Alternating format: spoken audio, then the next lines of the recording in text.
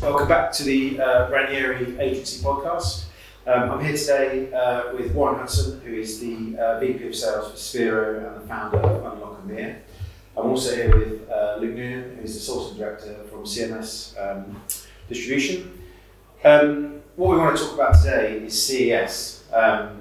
Obviously, CES has been a staple show for all of us in the consumer electronics industry for, certainly in my case, the last 25 years. It's not been on for the last two CESs or one. We've missed one CES, haven't we, I think? Yeah. And then the next one is coming. It was digital though, so you might have attended it digitally. Yeah, it was off, basically. But yeah, what I wanted to ask today is obviously, CES is a big industry gathering. But what do you guys get out of it under normal circumstances, and why do you go? So over to you. I go because it's a massive gathering of the consumer electronics world. I mean, it's the world's biggest CE show. Under normal circumstances, the way we're getting the most out of it is to arrange appointments with distributors that I've worked with for years, and to see them all in one place saves the travel around otherwise. I think it's great from a social perspective, because beyond the show you get to go out for dinners and get to really sort of know your customers and enjoy the odd drink or two without going to an excess, of course. And it's just it's a great place to go discover innovation. It's buzzing. It's vast. It's clearly the place to be. We have an equivalent show in Europe, but CES is the one. Yeah. And Luke, what about yourself? Yeah, I mean, I go because it's a brilliant opportunity to network, and you see, pretty much all of the main players that you need to see. They're all in that one place for those 3 or 4 days. So you can speak to your vendors and your customers and everybody in between that makes deals and business happen. So I think it's great for that. I think it's also really good for seeing what's going on with new products and trends and what's developing. I'm not sure it's particularly good at finding new vendors. I think a lot of that is done when you're back with your feet on the ground. But it is a great opportunity to be able to get all of the movers and shakers together. Yeah. It's interesting that you said sort of discovering new innovation and new brands, but I found the last sort of few years at CES I've actually found almost the opposite, where I haven't been able to get into the show to see any of the brands or any of the kind of innovation, because over the last few years people have started to take a lot of hotel suites. And whereas normally you go for meetings on the show floor, but now you sort of maybe have one meeting on the show floor, and then you have to spend an hour getting to a suite in the Wynn where the next meeting is, and people aren't actually exhibiting on the show floor.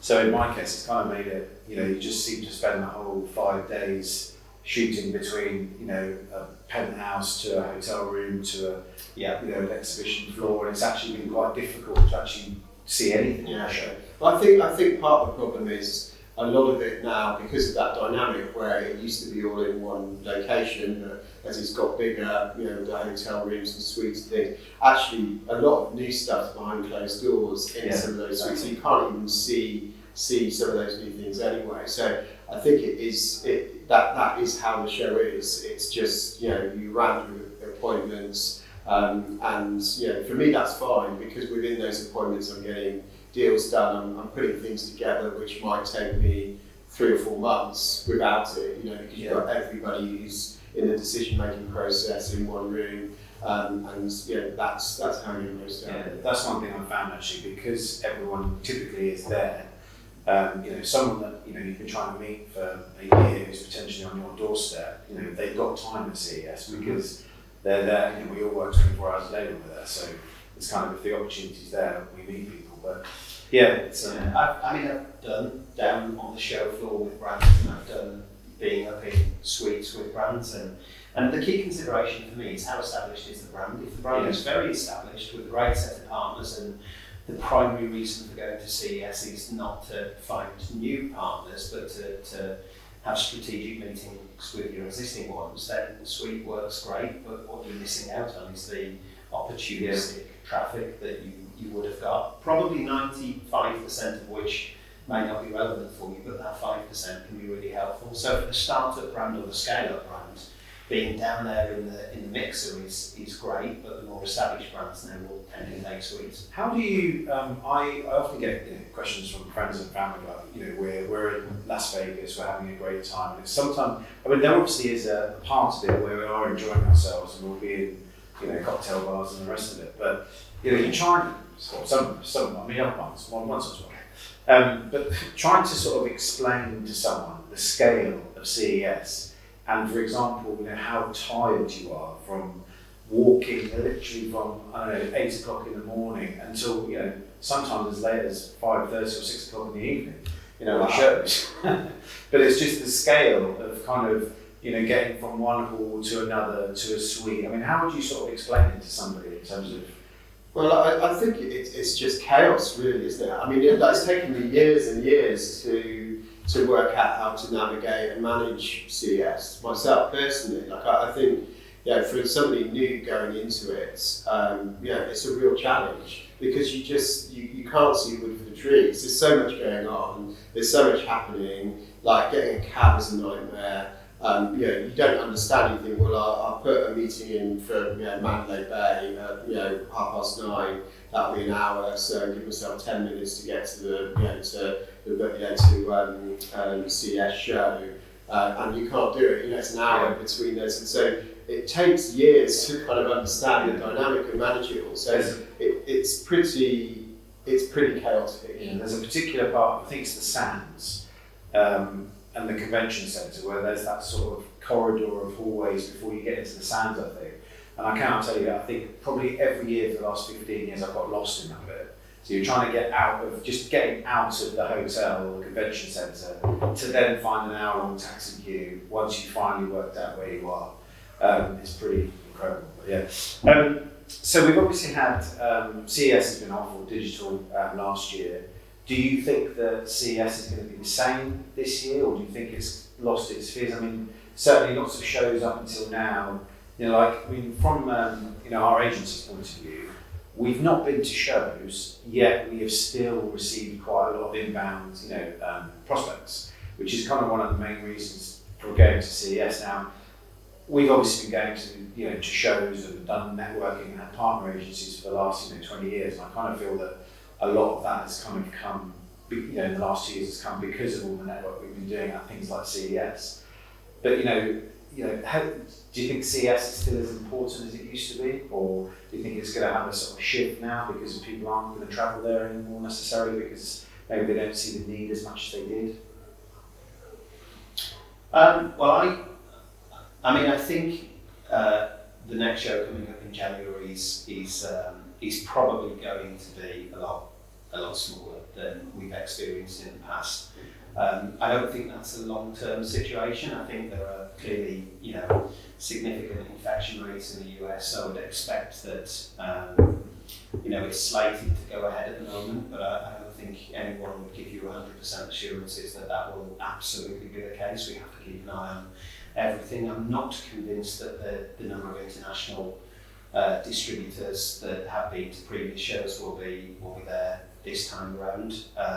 So I think it's probably going to be a more US-centric show than an international show, is my gut feel, at least for the next one. I can see, assuming that the world gets back on track, I can see things bouncing back the following year, because I think people want to get back to some degree of normality, and I for one, will miss the opportunity to go out there, because as it stands, I'm not planning to go out there, but what a great place to go and meet old friends and rekindle business relationships that have perhaps gone a bit stagnant. So I absolutely think that it's one that will continue to play a part going forwards, but I would imagine it's going to be a bit softer this year than in prior years. It won't be the same for sure. It's normally 2,500 vendors, something like that. The latest forecast is for there to be 1,000 vendors, so it's 2/5 the size of what it would normally be. Business continued without it last year, and actually the market overall in tech grew and that was with a digital only event. So is it absolutely crucial to our livelihoods and our business and our markets? No, but I do think it's an incredibly important event, and I agree with Warren that it will come back. But it's definitely lost its fizz, there's no question. The digital event actually just, I think about it, I did join the digital event last year, and I actually found it much more valuable than I expected. Like, it was very smooth.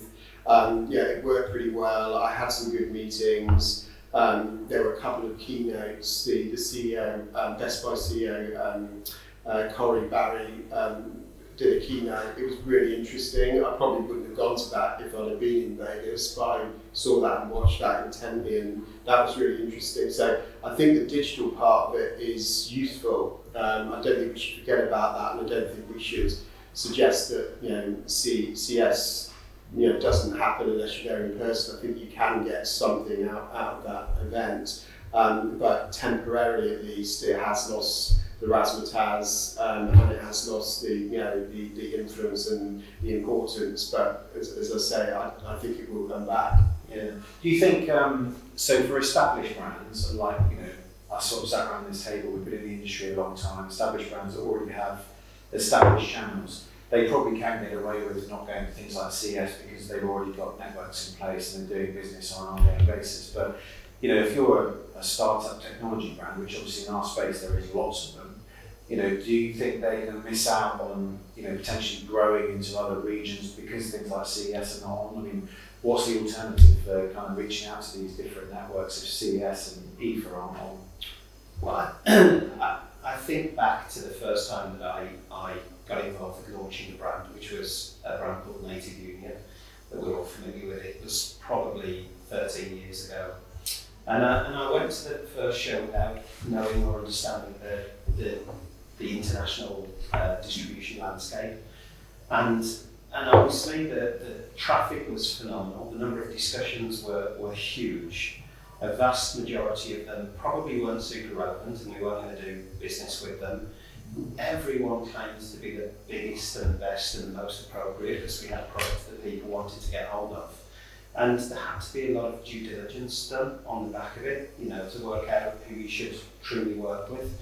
So I think you have to go into a show like that knowing that the vast majority of the discussions are probably not going to be relevant, taking things with a pinch of salt, doing your research, taking third-party opinions and feedback from people that have been there and done it, and then you can probably have a reasonably effective show, especially if you pre-book meetings with people who you think you would like to work with and perhaps have been recommended. To answer your second question, which is what's the alternative?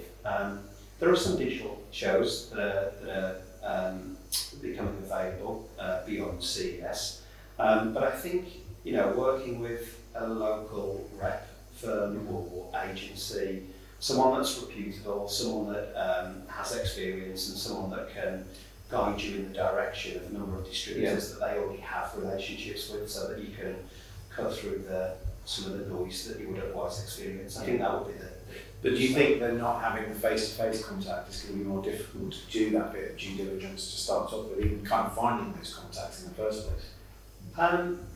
Possibly. I think if you do work with someone in market, let's say we're based in Europe, and just to take us out of it, there are some great agencies and reps in the US. If the brand can find them and they have established relationships with a number of retailers, then they can help that brand scale quickly. But sure, finding them can be a challenge if you don't already know who they are. I think speaking to other brands, especially if they're in your space, is key, or connecting with people that have lots of experience of growing brands before could be key as well. Yeah, what do you think?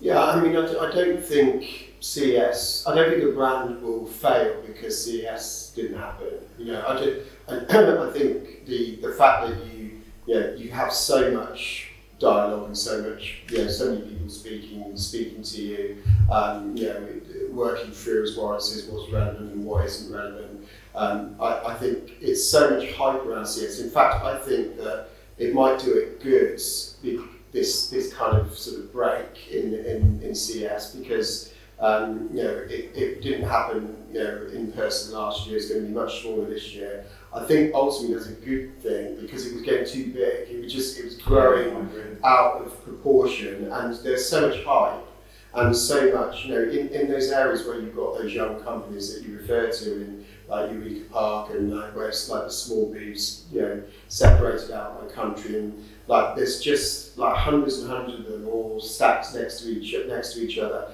It's great to be able to show the product off, but I generally don't think that a business's lifeline is linked to that 6 foot booth. I just don't feel that way. It's really interesting what you just said about the show has almost become too big. Because when you do go now, it's very difficult.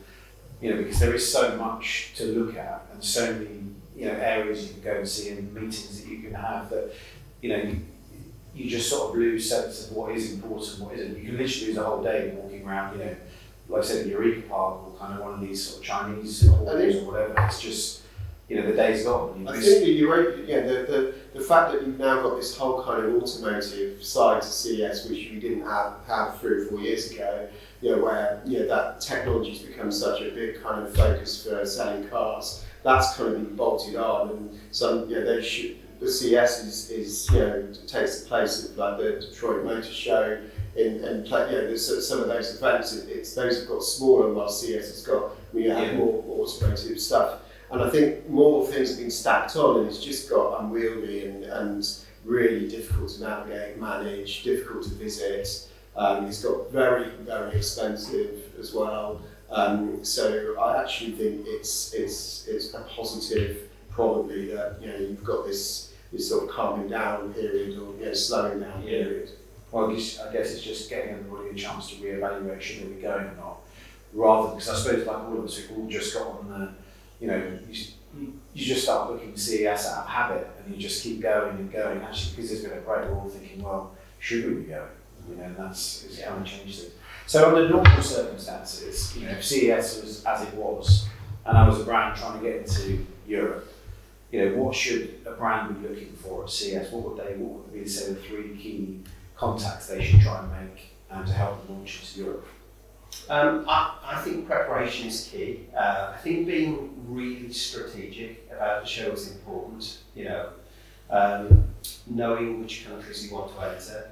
Europe's huge. There's lots of countries, but being narrow and deep and focused and strategic is important. So, for me, if I was a brand, I'd be focused on the top markets, probably UK, Germany, France, Nordics, Benelux, maybe 1 or 2 other countries in there as well.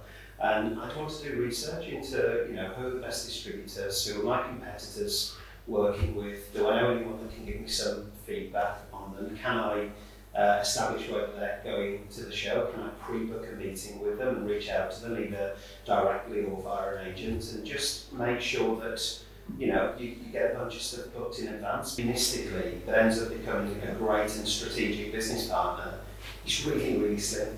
Yeah, I think we mentioned in one of our other podcasts that there's been nightmare or stories that we've all heard or experienced where brands have signed up companies who actually transpired to be nothing like what they pitched themselves as, because they themselves are being opportunistic and trying to grab a brand into Europe and sign them up exclusively. And that's where the due diligence comes in, and you have to, in the same way that a distributor would want to do due diligence on a brand, the brand should do due diligence on a distributor and work out whether they're the right partner. I mean, if I was a brand, I would definitely, even before I spoke to distributors, look for maybe an organisation like Unlock, because a sales expert from Europe who could basically, even as a project, give you the lay of the land in terms of, right, these are the right distributors you should speak to, this is where your product should be pitched, these are the competitors, this is kind of the pitfalls that some of the other brands have experienced. A lot of meetings, and you need to have a lot of conversations prior to CES. Yeah. And you need to know that the right people are going. You need to make sure that you nail them down. I appreciate this might sound a ridiculous point, but logistically, don't book yourself in a hotel that's miles away. Like, do your research. Yeah. Make sure that you're close to the stands or to the exhibition centre or in them. and ensure that you've got like lots of meetings in your diary, and don't rely on just being stood there waiting for people to walk past, because you will waste your time.